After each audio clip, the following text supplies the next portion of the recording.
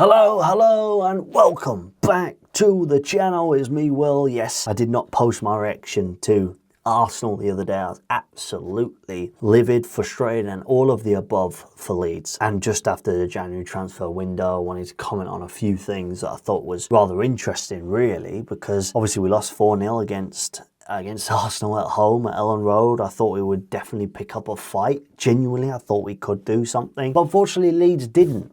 We didn't attack. We didn't try. We sat back a lot. DCL didn't get a goal. It really does suck when you're in a position where you've got three goalkeepers. You've got Meslier, you've got Perry, and you've got Darlow. Perry obviously came in from Lyon to be first team goalkeeper, made a lot of mistakes. People aren't convinced of him at this moment in time. Besiktas put a deal in for £10 million, or a bid, sorry, for him to join this summer, this transfer window, sorry. And it just sucks, guys. It sucks we're in a position where we've got prolific injuries, which with DCL it's going to happen, but Dominic Calvert-Lewin is our most prolific striker at this moment in time.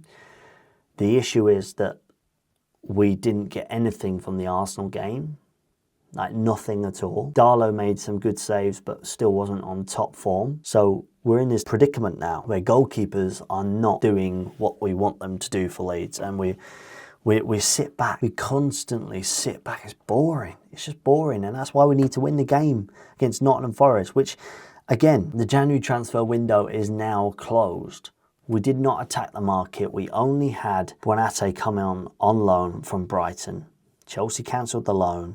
Brighton recalled him and sent him back up to Leeds, which is very interesting. He looks interesting, but will he start for Leeds? I don't know, because the 49ers has let Daniel Farke down, I think, in terms of he's made his feelings clear to the board. He's come out and said that. But for not strengthening the centre-back position, the goalkeeper position, and the striker position, especially relying on injury-prone players like DCL, even though he's quality signing for free, it sucks. Facundo Buonate obviously came in. He's a very good player, but yeah, hadn't had much game time at Chelsea, especially as a loan deal. Obviously, it hit deadline day the other day, and now we didn't do what we wanted to do. That £40 million that we wanted to get in for Strand Larsen, that was coming out of next season's budget. But then we couldn't use that money for something else to bring in some reinforcements, which makes no sense at all. I really do think the 49ers, Parag Murate, has some explaining to do, because it's leaving us fans, us Leeds United fans, on the path waiting for some reinforcements. If you want to compete in the Premier League, you must reinforce your squad. Yes, Daniel Farke says, I don't want too much of a bigger squad, but our squad's not that big. Really not that big. Crystal Palace sealed the deal with Strand Larsen and leaving us very much empty-handed in that department. But guys, it does suck. With Ian Meslier, for example, I think he'll be gone in the summer.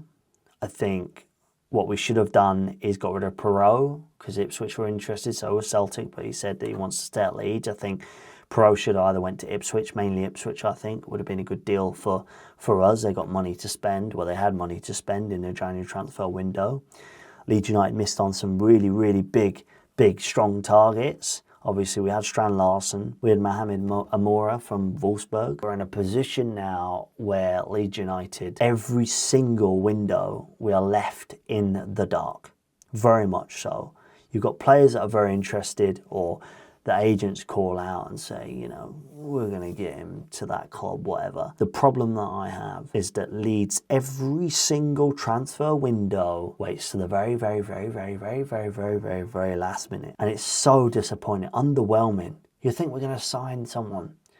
It's just boring. I don't understand what the board's playing at. I don't understand what Parag Murate is doing. I feel like very much they're sleeping on a massive club. Well, Leeds is a massive club, and undermining Daniel Farke. Obviously he has a say in stuff as well. I'm not saying it's not all the board, but you've got a scouting team, you've got a sporting director, you've got budget. Yes, we've got to be confined to PSR, and obviously we've got the Leeds United manager, Daniel Farke. Now, obviously, he has a say in these transfers, but saying we did everything we can, that's twice in a row now, 3 times in a row, to say, oh, we've done all I can. I know he will say that when the Nottingham Forest press conference happens, which is not good enough anymore. I don't think. We did all we can. We clearly don't have facilities in the locker to sign players because we don't have the right people in the right positions to sign players, because this has happened so much now. The last 4 seasons, 5 seasons, 5 transfer windows, I should say. It's embarrassing. Everybody's strengthening their squad around Leeds United, and we are struggling to get players through the door because we're not offering the right money, we're not offering the right opportunities, we're not getting people in. Like Sunderland attacked the market in the summer transfer window. We didn't really. January transfer window, we did fuck all. It's very much embarrassing. And every Leeds fan can agree with me here that we're always put on a piece of string where the carrot is dangling and we're not getting anybody.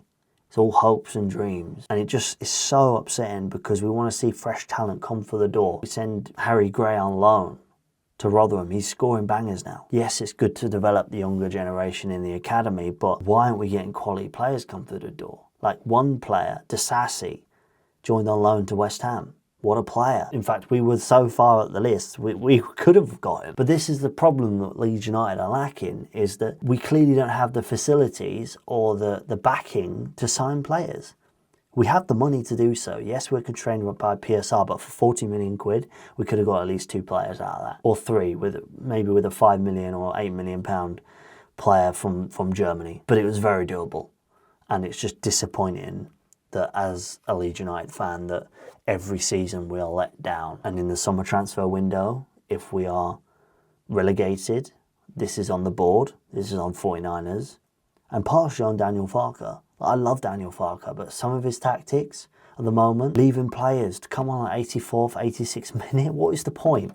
What is the point? In Arsenal game, I think it was like 82nd minute or 84th minute, players came on. What's the point? There is no point. For winning, fine, bring players on to waste a bit of time. Yes, every team does it. But not bringing people on the 55th minute. 55th, 60th minute should be the ideal time to bring people on, or new players on, fresh legs, to really solidify the game. But we're just not good enough at this moment in time. Yes, we had a good run of games. Great. DCL's been scoring.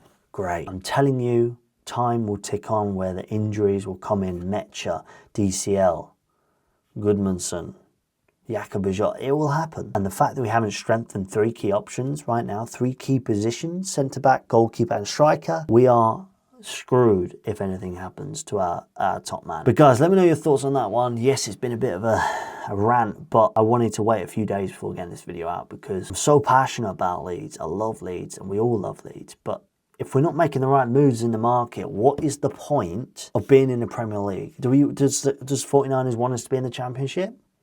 They probably don't, but it appears that way because we're just sleeping on quality players all of the time. What do you think of Leeds' January transfer window overall? What was missing out on Strand Larsen mean to you? And most importantly, who should the club sign in the summer transfer window? Drop your thoughts down in the comments down below, and I'll see you guys very soon. Make sure you hit the follow button and the subscribe button. I'll see you guys in a bizzle. See you in a bit.